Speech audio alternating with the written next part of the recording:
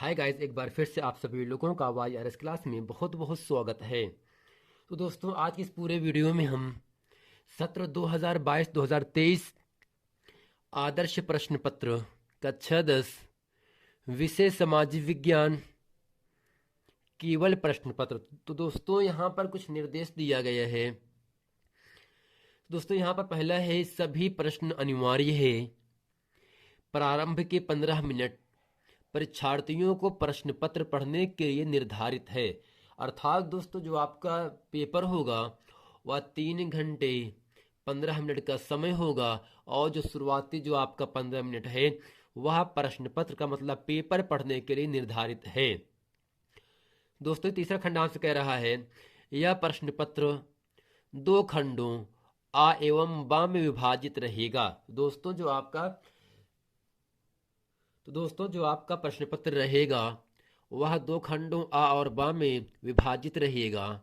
और दोस्तों, खंड आ में 20 अंक के बहुविकल्पी प्रश्न हैं जिनका उत्तर OMR सीट पर दिया जाना है। तो दोस्तों, जो आपका खंड आ होगा उसमें कुल दोस्तों 20 प्रश्न रहेंगे, बहुविकल्पी के प्रश्न रहेंगे। और दोस्तों, इन 20 प्रश्नों का जो उत्तर लिखना होगा वह OMR सीट पर भरना होगा। OMR सीट पर उत्तर अंकित किए जाने के पश्चात उसे काटे नहीं तथा इरेजर एवं व्हाइटनर आदि का प्रयोग ना करें। तो दोस्तों, OMR सीट पर अगर हम निशान लगा दिए हैं तो उसको ना दोस्तों दोबारा काटे और ना ही उसको व्हाइटनर का प्रयोग करें उस पर। दोस्तों, जो आपका खंड ब है 50 अंकों का है। इसमें वर्णनात्मक वर्णनात्मक एवं मानचित्र संबंधी 2 प्रश्न रहेंगे।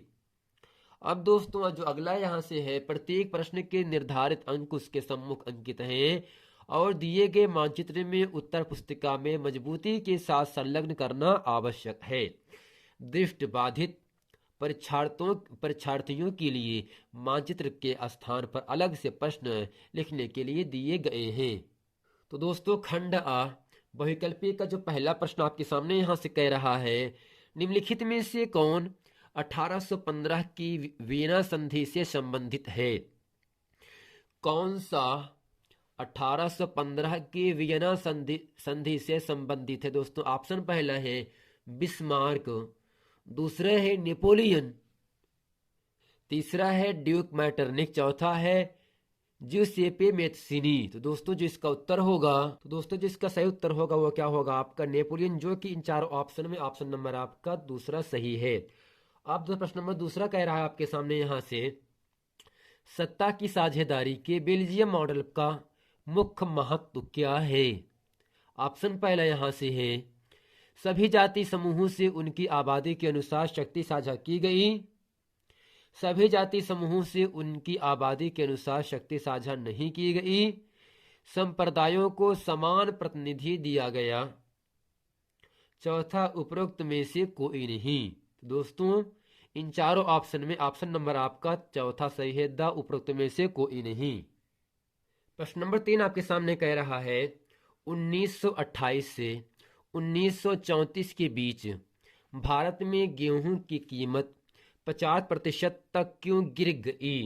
दोस्तों, इसका जो ऑप्शन पहला यहां से है, बाढ़ का कारण, सूखे के कारण, तीसरा है महामंदी के कारण, चौथा उपरोक्त में से कोई नहीं। तो दोस्तों, 1928 से 1934 के बीच भारत में गेहूं की कीमत 50% तक गिर गई।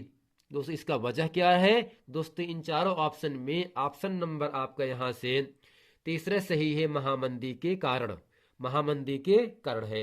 अब प्रश्न नंबर चौथा आपके सामने कह रहा है यहां से, ब्रिटेन वुड्स नामक संस्थान निम्नलिखित में से कहां स्थित था? ऑप्शन पहला है अमेरिका, दूसरा है यूरोप, तीसरा है अफ्रीका, चौथा है इनमें से कोई नहीं। तो दोस्तों, ब्रिटेन वुड्स नामक संस्थान कहां स्थित है? इन चारों ऑप्शन में ऑप्शन नंबर आपका पहला सही है, अमेरिका में। अब प्रश्न नंबर 5वां आपके सामने कह रहा है, निम्नलिखित में से कौन सा लक्षण संघीय सरकार से संबंधित नहीं है? ऑप्शन यहां से पहला है कठोर संविधान, दूसरा है शक्तियों का केंद्रीकरण। तीसरा है संघ एवं राज्यों के मध्य शक्तियों का विभाजन। तो दोस्तों कौन सा लक्षण संघीय सरकार से संबंधित नहीं है? वह दोस्तों इन चारों ऑप्शन में ऑप्शन नंबर आपका दूसरा सही है, शक्तियों का केंद्रीकरण सही है। प्रश्न नंबर दोस्तों 6 आपके सामने यहां से कह रहा है, निम्नलिखित में से सामाजिक विभाजन का कारण क्या है?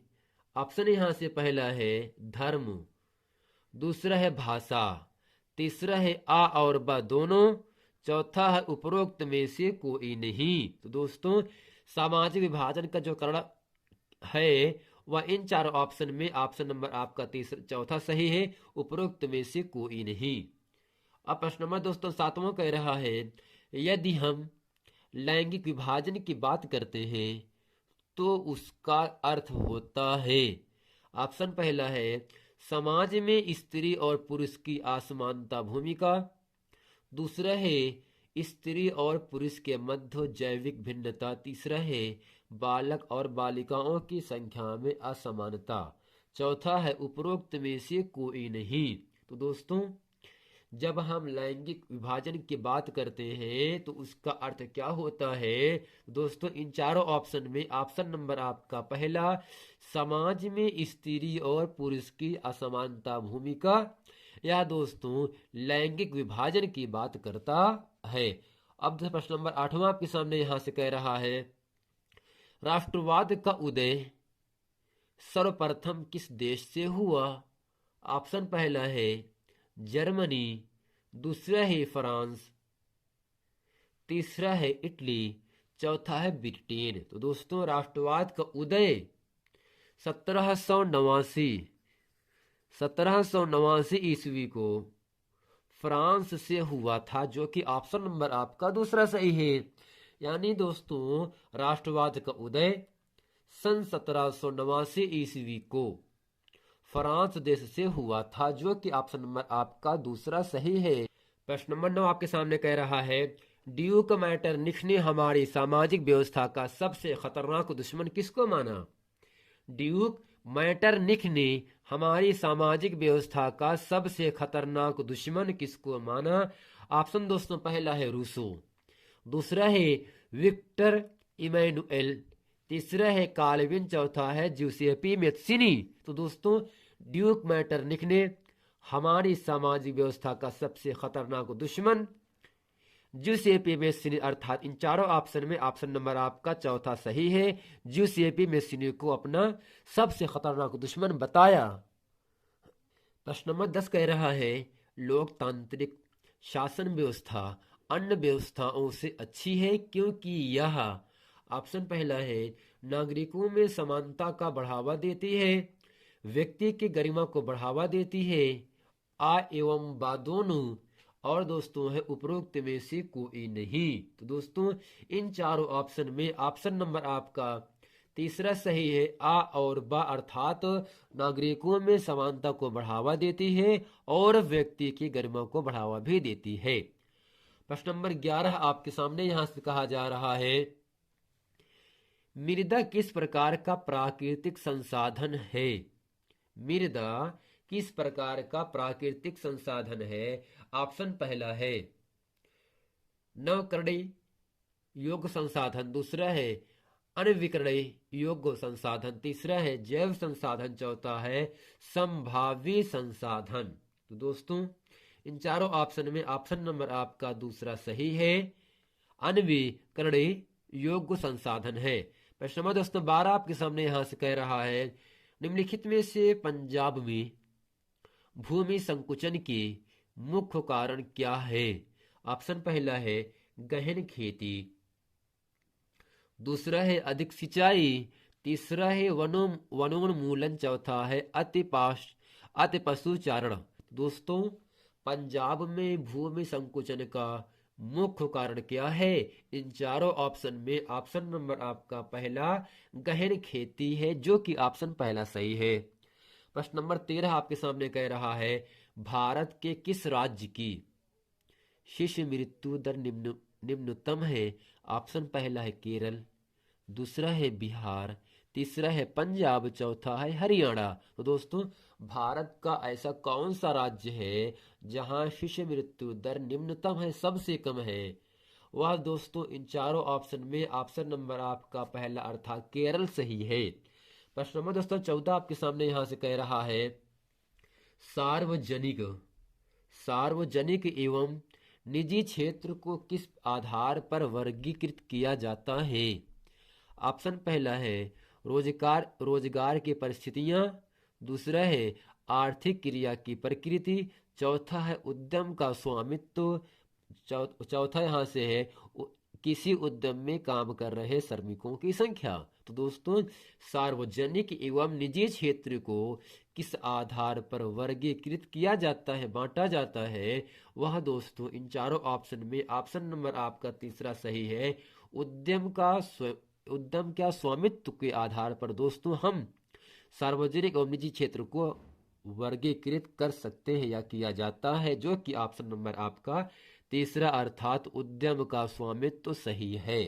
प्रश्न नंबर 15 कह रहा है भूक्षरण से क्या तात्पर्य है?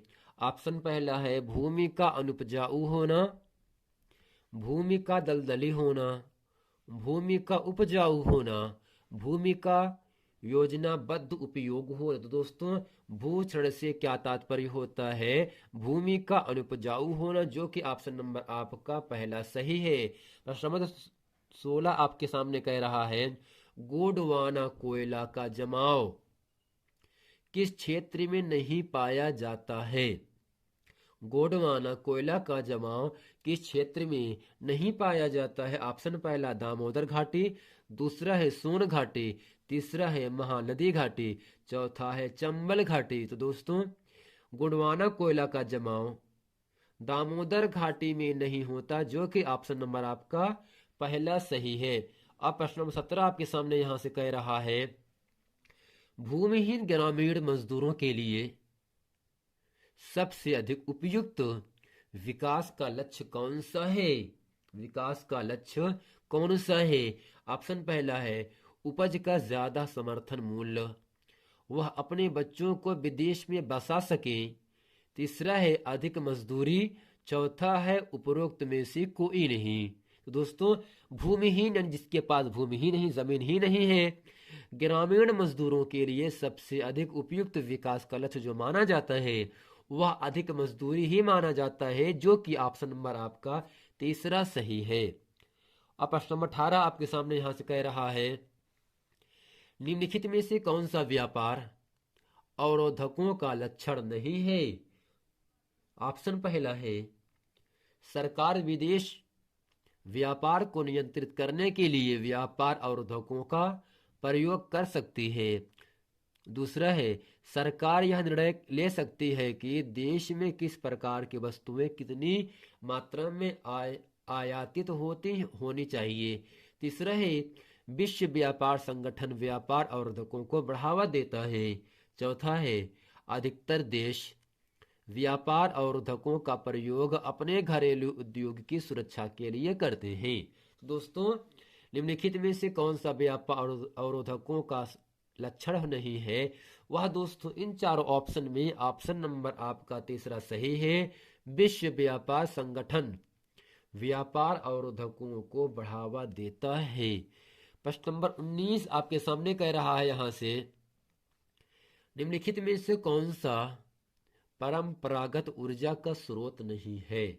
ऑप्शन पहला है कोयला, दूसरा है भूतापी ऊर्जा, तीसरा है आ और बा दोनों, चौथा है उपरोक्त में से कोई नहीं। तो दोस्तों परंपरागत ऊर्जा का स्रोत नहीं है, वह इन चारों ऑप्शन में ऑप्शन नंबर आपका दूसरा सही है भूतापी ऊर्जा। प्रश्न नंबर 20 कह रहा है जो कि इस पूरे वीडियो का अंतिम प्रश्न है वैश्वीकरण का बहुराष्ट्रीय कंपनियों के निवेश पर क्या प्रभाव पड़ा?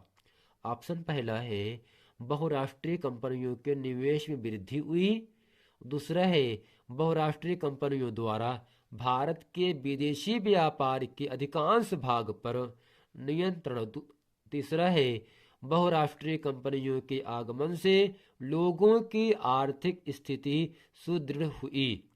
द है उपरोक्त में से सभी। तो दोस्तों इन चारों ऑप्शन में ऑप्शन नंबर आपका चौथा सही है। उपरोक्त में से सही अर्थात वैश्वीकरण का बहुराष्ट्रीय कंपनियों के निवेश पर क्या प्रभाव पड़ा। दोस्तों ऑप्शन आ, ऑप्शन ब, ऑप्शन स अर्थात यहाँ से तीनों जो ऑप्शन है वो आपका ऑप्शन नंबर आपका चौथा है। उपरोक्त में से सभी यही दोस्तों क्या है, वैश्वीकरण का बहुराष्ट्रीय कंपनियों के निवेश पर क्या प्रभाव पड़ा। तो दोस्तों आशा करते हैं खंड आ में जितने भी प्रश्न हैं, खंड आ के जितने भी अविकल्पीय के प्रश्न हैं, वह सभी प्रश्न मैंने इस पूरे वीडियो में अच्छी तरीके से आप लोगों को बता दिए। मिलते हैं फ्रेंड नेक्स्ट वीडियो में, तब तक के लिए थैंक यू।